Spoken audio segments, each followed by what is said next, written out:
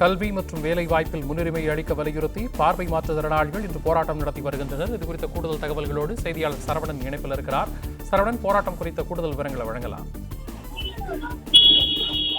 பார்வை மாற்றுத்திறனாளிகள் கடந்த 4 நாட்களாக பல்வேறு கட்ட போராட்டங்களை நடத்தி வருகிறார்கள். தமிழக அரசின் துறைகள்ல மாற்றுத்திறனாளிகளுக்கு வழங்கப்படக்கூடிய அந்த 4% இடஒதுக்கீட்டுல பார்வை மாற்றுத்திறனாளிகளுக்கு அறிவிக்கப்பட்ட அந்த 1% இடஒதுக்கீட்டை அமல்படுத்த வேண்டும் என்ற கோரிக்கை உட்பட 9 கோரிக்கைகளை வலியுறுத்தி இவர்கள் போராட்டம் நடத்தி வருகிறார்கள். நேற்றைய தினம் கோடம்பாக்கம் நெடுஞ்சாலையை மறித்து போராட்டத்தில் ஈடுபட்ட நிலையில இன்றைய தினம் சென்னை காவல் ஆணையர் அலுவலகம் அருகில் வேப்பேரி சிக்னல் சந்திப்புல ஈவேரா நெடுஞ்சாலையில் அமர்ந்து போராட்டத்தில் ஈடுபட்டு வருகிறார்கள்.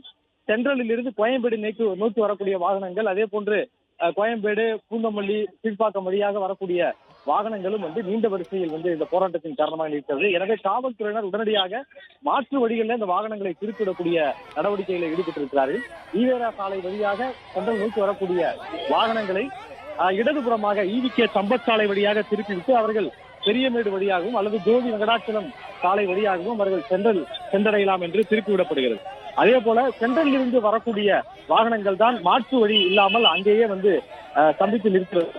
அதே போன்று ஈவிகே சம்பத் சாலை வழியாக சென்ட்ரல் நோக்கி வரக்கூடிய வாகனங்கள் வலதுபுறம் திருப்பிவிடப்பட்டு எழும்பூர் வழியாக சென்ட்ரல் செல்வதற்கு திருப்பிவிடப்படுகிறது.